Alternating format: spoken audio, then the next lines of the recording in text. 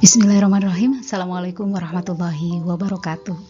Hai para siswa tersayang, selamat datang di kelas online kita. Semoga kalian semua dalam keadaan sehat, bahagia, dan penuh berkah. Kita bertemu kembali pada kesempatan kali ini. Dan apakah kalian sudah siap untuk belajar?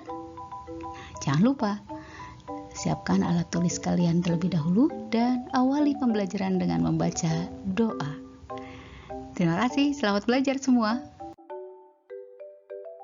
Pembelajaran kita kali ini yaitu pelajaran IPS kelas 6 tema 1 tentang kegiatan ekonomi negara ASEAN. Jadi, setiap negara di ASEAN mempunyai potensi ekonomi masing-masing.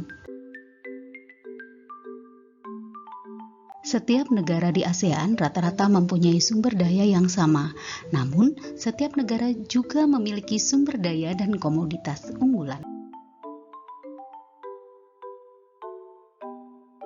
Indonesia mempunyai sumber daya dan komoditas yang ditawarkan seperti tembaga, timah, besi, minyak, gas, dan nikel. Selain itu, Indonesia juga unggul dalam memproduksi karet, kopi, kelapa sawit, pupuk, tembakau, ikan, tuna, udang, dan teh.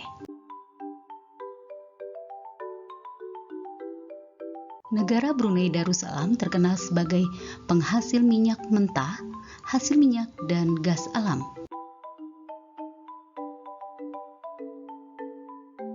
Di Malaysia, banyak hasil sumber daya dan komoditas yang dihasilkan dari pertanian, pertambangan, dan perindustrian. Selain itu, Malaysia penghasil biji timah terbesar di dunia loh. Lalu, ada Singapura yang menghasilkan mesin, alat elektronik, dan alat transportasi. Keren kan? Dan negara Thailand unggul dalam sumber daya dan komoditas yang meliputi kehutanan, pertambangan, dan pertanian.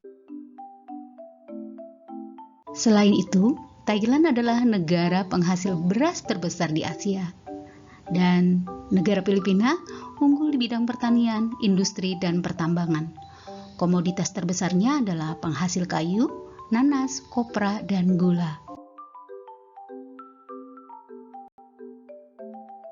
Sedangkan negara Vietnam unggul di bidang pertanian, pertambangan, dan tekstil.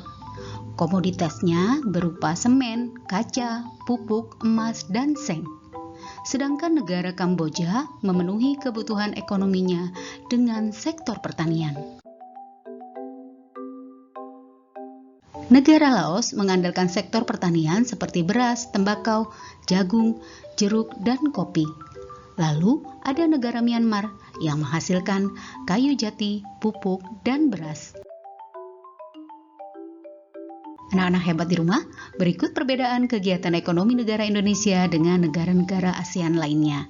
Yang pertama, Indonesia bergantung dari hasil ekspor pertanian dan mengandalkan impor barang-barang industri.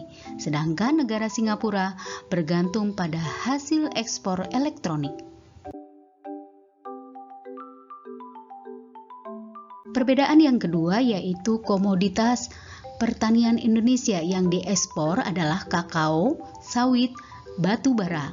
Sedangkan Singapura komoditas ekspornya berupa mesin, makanan, dan barang jadi. Kemudian negara tujuan Indonesia untuk mengekspor adalah Amerika, Jepang, dan Cina. Sedangkan negara Singapura tujuannya adalah Indonesia, Cina, Hong Kong, dan Malaysia. Berikut ini persamaan keadaan ekonomi negara ASEAN. Yang pertama, sama-sama melakukan kegiatan ekspor dan impor barang untuk memenuhi kebutuhan negara. Kedua, sama-sama di jalur perdagangan internasional. Dan yang ketiga, sama-sama negara yang terletak di Asia Tenggara. Kemudian yang terakhir adalah sama-sama membutuhkan pelabuhan untuk kegiatan ekspor dan impor. Demikian anak-anak hebat semua di rumah, pembelajaran kita hari ini yaitu tentang kegiatan ekonomi negara-negara ASEAN. Kalian ada pertanyaan? Jangan ragu untuk menghubungi saya melalui email atau telepon. Terima kasih sudah belajar bersama hari ini. Mudah-mudahan apa yang kita pelajari bermanfaat buat semua.